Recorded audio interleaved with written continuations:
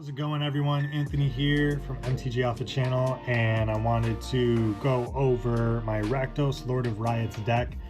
I did a deck tech video on this a year ago, and this is one, when I first got into Commander, this was one of the first decks I built out. I got the Rakdos Guild kit, and I started to kind of transform it into a Commander deck from there. So I really do like this deck. It's probably not as powerful as some of my other decks, but you know, granted, those decks are pretty strong, pretty tuned, a lot easier to work with, like Corvold and Zaxara and Urza. So but I really do like this deck, and when it works really well. It's a lot of fun. I'm still making a little bit of tweaks here and there to it, so if you have any ideas about what to take out and what to put in, I'm definitely open to it. The deck basically is, well, let's take a look at the commander first. Rakdos Lord of Riots costs 2 black and 2 red, so 4 total, and it has 6 power and 6 toughness. Now, you can't cast spells unless, or you can't cast this spell unless an opponent has lost life this turn. It is flying and trample, and creature spells you cast cost 1 colorless less to cast for each 1 life your opponents have lost this turn. So getting Rakdos out is important. It's a little tricky, but it's not too bad. We have things like, you know, Lightning Bolt, and you could always like go that route, shocking your opponents or whatever, but there are also some black and red enchantments and creatures that can have our opponents lose life at the beginning of our turn, which is perfect because then we could cast our commander. And then not only would we have a flying, like a 6/6 flying trample, a little flample demon here, but we get that added ability of reducing the cost of all of our creature spells. And that is pretty easy as long as our commander is out, or as long as we really have about any creature in our deck out. This is a demon tribal deck with colorless Eldrazi cards in here as well. So a little bit of both, kind of balancing out both the things. I really like to stick to the demon theme.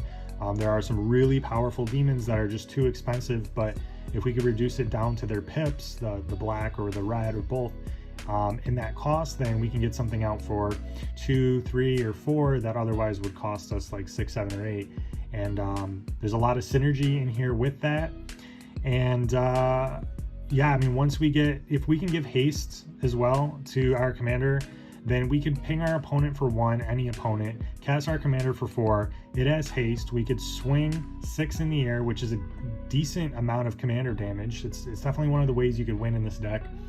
And then we now have at least 6 less on our creature spells that we cast. So now we can get out colorless cards for free, probably, because we've dealt a total of minimum 7 damage in this scenario. And we can definitely reduce the cost of all of our other creature cards down to their pips. I would say that to get the most value out of this commander, you probably want to play X spells, colorless X spells, or colorless X creature spells, or just Eldrazi colorless cards in general. I'd admit that if there's anything to take out, it would be the demons that have these like multiple pips, like 4 black or 2 black and 2 red. Just because sometimes, you know, you've dealt enough damage where you can get things out for free, but if your hand consists of a lot of demons versus the colorless cards, you might not be able to play as many creatures as you want. So that's something I'm trying to balance out, because I do like having the demons in the deck. But if you're looking to get the most value out of it, that's 100% the way you would go with it, and that would bring this higher up in power. Now, if you like demons, if you're watching this video, you like the sort of aesthetic and the demons and whatnot, in my I have a TCG called Legions of Will, and so real quick I wanted to show off some of the demon cards in my game. So here we have a lot of biblically accurate angels and Solomon demons, and the game, there's a whole bunch of like lore and gameplay and stuff like that on the Legions channel you could check out, or visit the Instagram website or Discord to learn more about the game. However, it's definitely inspired by the, you know, Ezekiel angels and the Solomon demons. And so here we have like Zervidium, and in Legions, the symbols here look pretty similar to Magic if you're familiar. However, this is, you know, still the cost to play the card. This is based on resource, which your bases produce. And then down here you have a will and a power. The power is the power and toughness of the unit. So in this game, they're, instead of creatures, they're units. But because they're part of your legion, part of your army, so you can command a legion of demons. And the will here is the requirement to attack, which is determined by rolling a d12. So yeah, just a couple of the demon cards here. We have Magic High, we have Malum, which is a really good demon for demon tribal decks, and then you see a little bit of like the hollow foil pattern there.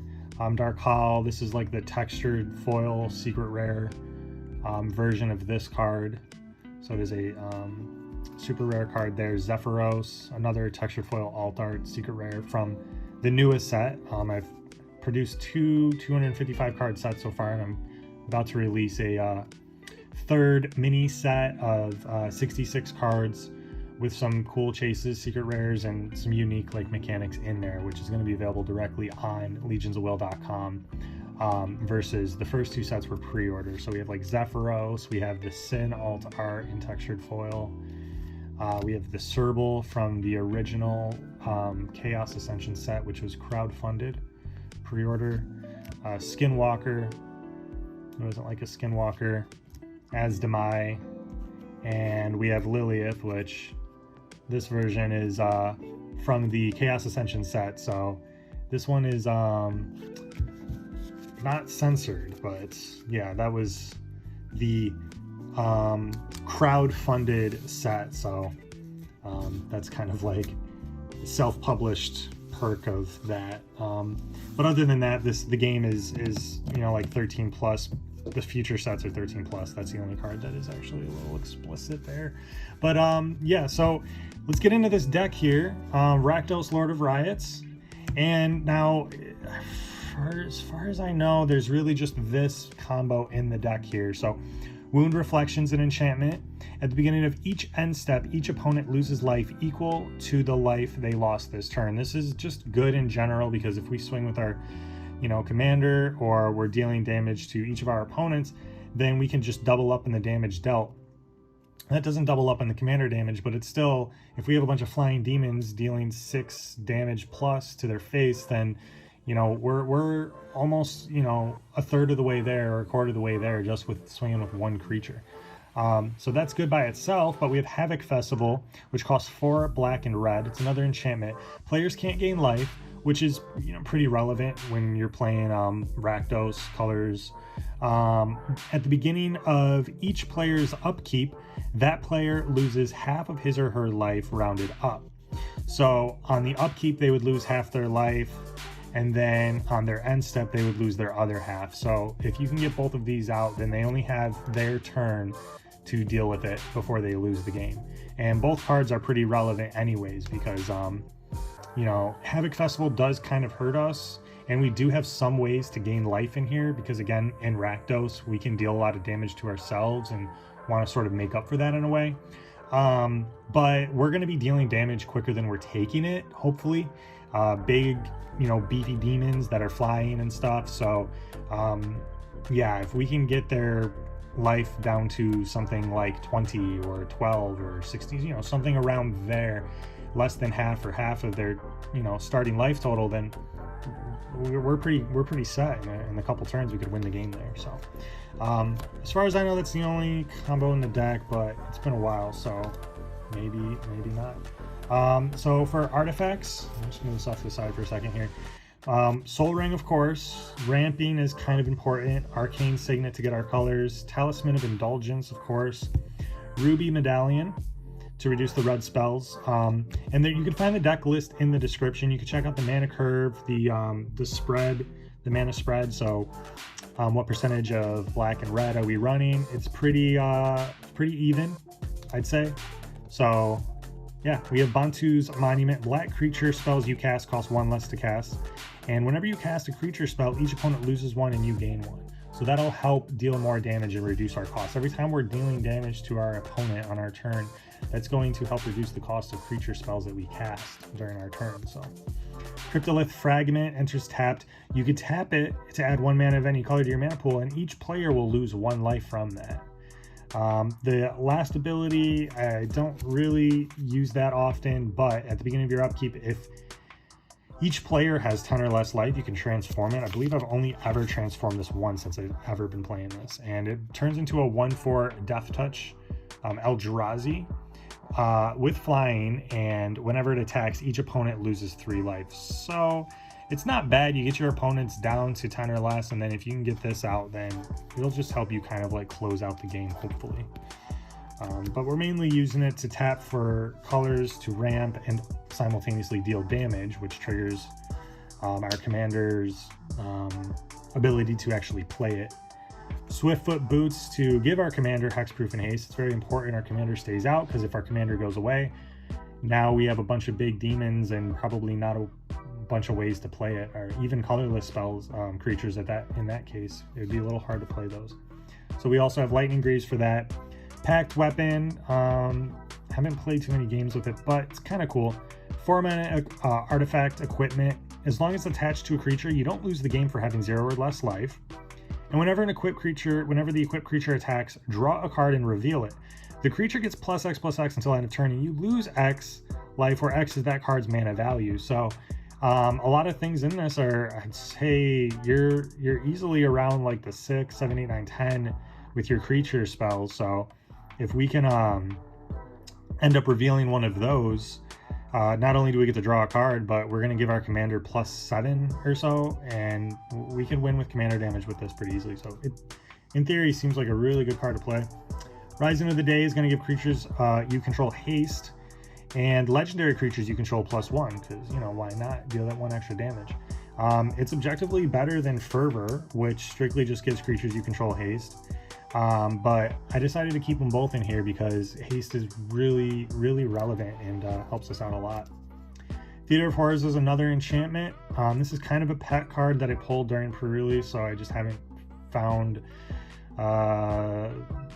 the need to really take it out. But at the beginning of your upkeep, exile the top card of your library. Now, during your turn, if an opponent lost life this turn, you may play cards exiled with Theater of Horrors, and just in case, if we have it, we could pay 4 to deal 1 damage to target opponent or planeswalker, and that could help trigger getting our commander out. Phyrexian Arena to give us a little bit of card advantage, getting stuck with cards in hand, or, you know, being short on lands or anything like that is really going to hurt us, so I'm willing to lose the life in order to just draw some more cards as quickly as possible. Cards like this, Sanctum of Stonefangs, it costs 2. This is going to help us get our commander out. At the beginning of your pre-combat main phase, each opponent loses X life and you gain X life, where X is the number of shrines you control. So we only have 1 shrine in here, but that's fine because it's still worth it in value. For 2, each opponent would lose 1 and then we'll gain 1. That's not bad, and it'll get our commander out. And if we're playing 4-player, then that's 3 damage. It's going to reduce the cost of our creature spells by 3. Heart of Ambition does a similar thing. It enters and you become the monarch, gives us some card advantage at the end of our turn, but at the beginning of your upkeep, each opponent loses 3 life unless they discard a card.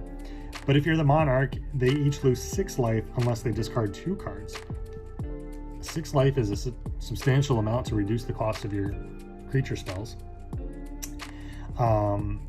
And discarding a card could help us, because maybe that could take out, you know, some threats later on. Sarkhan's Unsealing, because we have such big creature spells we're casting. Whenever you cast a creature spell with power 4, 5, or 6, Sarkhan's Unsealing deals 4 damage to any target, and we can deal that to our opponent. So we can cast a creature spell for 4, then we can deal 4 to a target. Now we're reducing our spells by 4+, and then we could possibly cast some more stuff and deal more damage, and then things cost that much more or less. This would definitely be great if you're going to go monocolored, or just going like simply colorless, but it's still very powerful in this case too. But I could see this like really popping off if you have ways to draw lots of cards and all of your creatures are colorless. Then this is going to just continuously reduce the costs, and then you can get out an X colorless card like the Serpent and Stonecoil Serpent, and then just play that last and have this giant serpent that'll also happen to deal a bunch of damage at the same time, because whenever you cast a creature spell with power 7 or greater, it'll deal 4 damage to each opponent and each creature and planeswalker they control. So we can start to wipe the board a little bit too. This card is just really good, I'd say, in any variation of Rakdos, Lord of Riots. Liliana's Contract, because there are so many demons in here, when it enters the battlefield, you draw 4 cards and lose 4 life. At the beginning of your upkeep, if you control 4 or more demons with different names, you win the game. I've not actually won the game with this card yet, and I'm surprised. It just happens to be that I don't draw the card, really. I've probably only drawn this card a couple times, but it would really, if I draw it, then I can very easily win the game with this. Glistening Oil. Enchanted creature has Infect for 2. Here, you can see there, we got 2. At the beginning of your upkeep, put a -1/-1 counter on it, and when it's put into the graveyard from the battlefield, return it to its owner's hand. So it doesn't really go away. And this is great. I mean, this would be great in Nekasar as well, but I have like Phyresis, whatever it's called, in there. Either or would be great in here, because given our commander Infect can, you know, because he's so big, we could probably win by dealing 10 poison counters to our opponent, by dealing 10 damage directly to them very easily with the invasion and with the trample effect. Really good card. Lightning Bolt, just in case we need to bolt something, or, you know, we need to get our commander out, and it only costs 1, so it's pretty easy to play. And we also have Spikefield Hazard for that, which also can come in as a land that taps for red, but it'll deal 1 damage to any target at instant speed for 1. We have Dark Ritual for ramp. As we get into our instants and sorceries here, we have Dark Ritual to ramp up to 3 black, and then we have sort of similarly but better, Jessica's Will for 3, 2 and a red. This is sorcery speed. If you control your commander, you can choose both modes. You can add 1 red for each card in target opponent's hand, which is okay. Yeah, you know, even if we get like 5 out of it, we can maybe even choose both modes and then get some mana back from this card. And we could also exile the top 3 cards of our library, and we can play them, so little slight card advantage there. Knight's Whisper, draw 2, lose 2, so we have some card advantage here. Very, very important. Sign in Blood, draw 2, lose 2, target player. Read the Bones, scry 2, draw 2, lose 2. And we have Grim Tutor. I believe I took out Demonic Tutor from here because I was trying to lower. I just rebuilt this deck. I took it down and then I rebuilt it because I was like, you know what, that deck is just so much fun. And I already had Demonic Tutor in some of my other decks like Corvold and Zaxar and things like that, and Jury. So I'm kind of not putting all of those like typical staple cards in here, but I did have a Grim Tutor to throw in here, so I did. So search your library for a card, put that card into your hand, shuffle your library, you lose 3 life. So it's objectively worse than Demonic Tutor, but you know, unless you're looking to lose 3 life, not in this deck. But we have Go for the Throat for removal, destroy target non-artifact creature at instant speed, destroy target creature or planeswalker at sorcery speed, and then we have Terminate, which I kind of forget what it does, but it's like destroy something, non-something. Bedevil, instant speed, destroy target artifact creature or planeswalker. And for some more removal, we have Chaos Warp, just in case we need to remove any permanent. We can pay 3, instant speed, owner of target permanent shuffles it into their library, then reveals the top card of their library. If it's a permanent card, they put it onto the battlefield. What's nice is you could also play this in response to something being targeted. So if they're going to target something on your side of the field, then you can just play this instead of it just, you know, maybe just getting some sort of value out of it. Seize the Day. This is a potential game winner card for us. Untap target creature. After this main phase, there's an additional combat phase followed by an additional main phase. Plus it has flashback, so we can pay 3 to cast it from our graveyard for its flashback cost, then exile it. So we could potentially play this twice during our turn, and that should definitely, with just our commander out, win us the game. Another thing we can do is play Temporal Extortion, costs 4. When you play this, any player may pay half of his or her life rounded up. If a player does, counter this. Otherwise, you're going to take an extra turn after this. Take an extra turn is going to be great. And if they pay their life to counter it, that's going to be great, because then we can set up our board even more by dropping some more creatures. And then they're most likely going to be screwed. If they have haste, they might lose that turn. Otherwise, we're setting ourselves up for a win next turn. So for creatures, we have Spear Spewer. We can tap it to deal 1 damage to each player. This is cards that'll help us play our commander, get our commander out, like Thermal Alchemist does the same thing, except when we cast an instant or sorcery spell, we could untap it, so that's cool. Lightning Rig does the same thing. Brimstone Trebuchet does the same thing, also has Reach, just in case. Heartless Hidetsugu taps, deals damage to each player equal to half of that player's life total rounded down. So that actually will go well with Wound Reflection. So we can tap this, and then we can take out each player.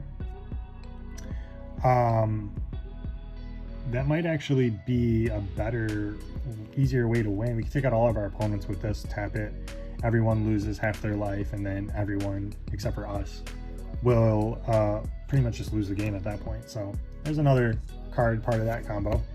We have Neheb the Eternal, cost 5, it's a 4/6.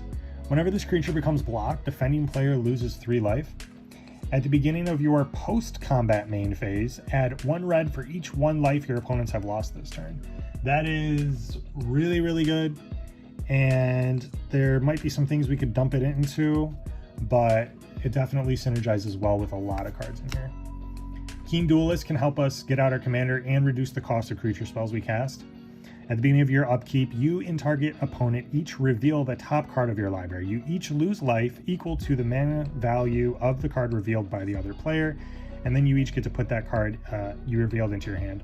You could politic with this. You're probably going to lose a lot of life because of the cost of your, spells and whatnot, but, hopefully your opponent is going to take enough damage for you to make up for that. Twilight Prophet's very similar. Flying Ascend, cost 4, it's a 2/4. At the beginning of your upkeep, if you have the City's Blessing, reveal the top card of your library and put it into your hand. Each opponent loses X life and you gain X life, where X is that card's mana value. So again, with the big costs here, if we reveal something with 6, each opponent loses 6 and we'll gain 6. We get to put that card into our hand, and then just get all that value from it. Tree of Perdition, we can exchange target opponent's life total with Tree of Perdition's toughness. So that would count as loss of life, and that is a substantial amount of life to probably just win the game at that point with the Wound Reflection combo, but definitely with the haste. Now we're only needing to deal 13 damage to an opponent. So pretty good, really, really good card. Varagoth Bloodsky Sire has Death Touch and Boast 2, so when it attacks, we can pay 2, and then target player searches the library for a card, shuffles it, and puts it on top. So it's a nice little tutor effect on a demon with Death Touch. So Spawn of Mayhem, at the beginning of your upkeep, deal 1 damage to each player, so this will also help get our commander out. Then if you have 10 or less life, you can put a 1/1 counter on Spawn of Mayhem. But it is a 4-cost 4/4, and it is a demon, and we can pay 1 less for it if an opponent had lost life this turn. And it can be reduced as low as 2 black to play this. So we have more demons here. Bloodgift Demon, we could reduce it down to 2 black as well. 5/4 flyer, at the beginning of your upkeep, target player draws a card and loses a life. So we could take that card draw, or we can force another player to lose life to reduce costs and get our commander out. Runescar Demon, when it enters the battlefield, search your library for a card, put it in your hand, then shuffle. Not bad if we get it out for 2, and it's a 6/6 flyer. Indulgent Tormentor, at the beginning of your upkeep, draw a card unless target opponent sacrifices a creature or pays 3 life. So I really like the synergy. I don't just have the demons in here for the fact that they're tribal, but I do like the synergy that they provide. They're usually really good, but expensive, so there's not really a lot of reasons to play them when they cost so much. But with this commander, it definitely works. So Reaper of the Best is still going to be hard to cast with 3 black pips, but its effect is really good. At the beginning of each end step, if a creature died this turn, destroy target non-demon creature. We have Stormfist Crusader to help get our commander out. At the beginning of your upkeep, each player draws a card and loses 1 life. So that would be 3 life total loss by our opponents. Vile Smasher the Fierce. Whenever you cast your first spell each turn, choose an opponent at random. Vile Smasher the Fierce deals damage equal to that spell's CMC to that player or planeswalker that player controls. And again, big demons, or really we have a lot of like big spells in general, so that's a lot of damage dealt at random. Raphael Fiendish Savior. It's another new card in this deck. Other demons, devils, imps, and tieflings you control get +1/+1 and lifelink. So it would definitely be nice to not only pump up our demons by 1/1, but also give them lifelink, which is a lot of life. With this out, I'd be curious how much life can we gain, because might be a decent amount. At the beginning of each end step, if a creature card was put into your graveyard from anywhere this turn, create a 1/1 red devil creature token that has the ability to deal 1 damage to any target when it dies. It also would have lifelink. Master of Cruelties, really good card. First strike, Death Touch, can only attack alone. However, when it attacks a player and it isn't blocked, that player's life total becomes 1. Master of Cruelties assigns no combat damage this turn. So it doesn't destroy your opponent, but its life total becomes 1, and that alone is pretty nuts. And you could just bolt or whatever your opponent. This also works really well if you're going to like get put a unit or a creature into play. With like there's like a few cards like the boar and things like that, but that way you can force it to not attack alone. That's basically the idea. Whenever Rakdos the Defiler attacks, sacrifice half the non-demon permanents you control rounded up, which might hurt us with our Eldrazi's and stuff, but there's a decent amount of demons in here. And then whenever it deals combat damage to a player, that player sacrifices half the non-demon permanents they control rounded up. I really like that second part, so kind of a pet card, does have some synergy, kind of a powerful card though. Rakdos the Showstopper, ETB, flip a coin for each creature that isn't a demon, devil, or imp, and destroy each creature whose coin comes up tails. We have Karvak the Merciless. Whenever an opponent casts a spell, Karvak deals damage equal to that spell's mana value to any target. So it looks like the text got an errata there. Stonecoil Serpent. So now we have our colorless creatures. Reach, Trample, Protection for multicolored, and when it enters with X/1/1 counters on it. And so we can get this out if our opponents had lost 10, we can pay nothing, get it out for 10, and then it's a 10/10 reach, trample. Pretty good. Wandering Archaic. Whenever an opponent casts an instant or sorcery spell, they may pay 2. If they don't, you may copy that spell. You may choose new targets for the copy. I really like that effect. Wormcoil Engine, we can possibly get out for free. It costs 6, Death Touch, lifelink, and when it dies, we create a 3/3 worm artifact creature token with Death Touch and 1 with lifelink. Steel Hellkite. All these cards we could potentially get out for free, and it's flying. We can pay 2 any number of times, so we can really just dump mana into it if we want to give it +1. Again, it has flying, +1/+0. And we can pay X to destroy each non-land permanent with CMC X, not X or less, but X, whose controller was dealt combat damage by Steel Hellkite this turn. You can only do this once a turn. So if there are a bunch of things like, I believe you can pay 0 to destroy all the tokens. Correct me if I'm wrong. But otherwise, you know, something like that. If you have a bunch of like 3 drops or something out over on your opponent's side, then you can just destroy them all by just paying 3. Platinum Angel, I just like this card, so you can't lose the game and your opponents can't win the game. It's fun to get this out for free, and then people have to like try to figure out how to get rid of it, and they will, but at least it forces them to spend their resources this way. Void Winnower. Your opponents can't cast spells with even CMC, and your opponents can't block with creatures with even CMC. You can get it out for free, hopefully, and it's an 11/9. Ulamog. Cost 10. It's a 10/10. When you cast Ulamog, the Ceaseless Hunger, exile 2 target permanents. It is indestructible, and whenever it attacks, if any player exiles the top 20 cards of their library. So pretty nuts. So you see where the types of abilities we're getting off of our demons, and then now what are we gaining from our colorless and Eldrazi creatures. Kozilek, the Butcher of Truth. When you cast it, draw 4 cards. It costs 10. It is a 12/12. It is Annihilator 4, so whenever it attacks, defending player sacrifices 4 permanents. And when it's put into a graveyard from anywhere, we just shuffle it into our library. And then for our lands, Sunscorched Desert is a really good land in this. If you don't have it, then definitely I'd recommend adding it. When it enters the battlefield, it deals 1 damage to target player. So just from playing this land, which you can't prevent, we can deal 1 damage to a player, get out our commander, and keep everything going. It does tap for a colorless. And then that's really the only colorless land we have. We have some basics here. We have some mountains, 2, 4, 6, 8, 10 mountains.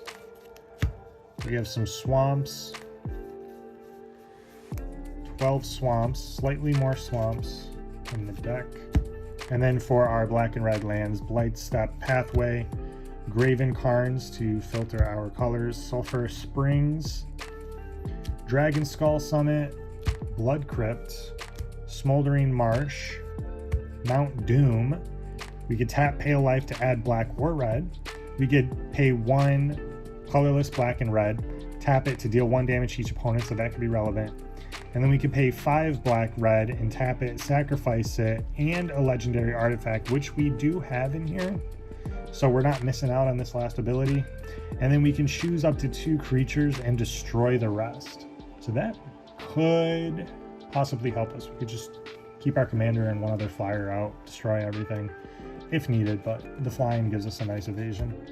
Luxury Suite, Bloodstained Mire, a fetch land.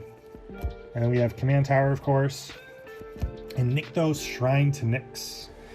Taps for a colorless, but we can pay 2, tap it, choose a color, and then add to your mana pool an amount of mana of that color equal to your devotion of that color. We really could choose black or red. Most of the time, probably gonna have a slightly more black pips out on the battlefield, but you could really choose either or. So yeah, let me know what you would take out. Let me know what you would add to the deck. Let me know what you think about this deck in general. There's going to be a deck list link in the description. If you like the video, like, share, subscribe, and yeah, that's it. Peace out.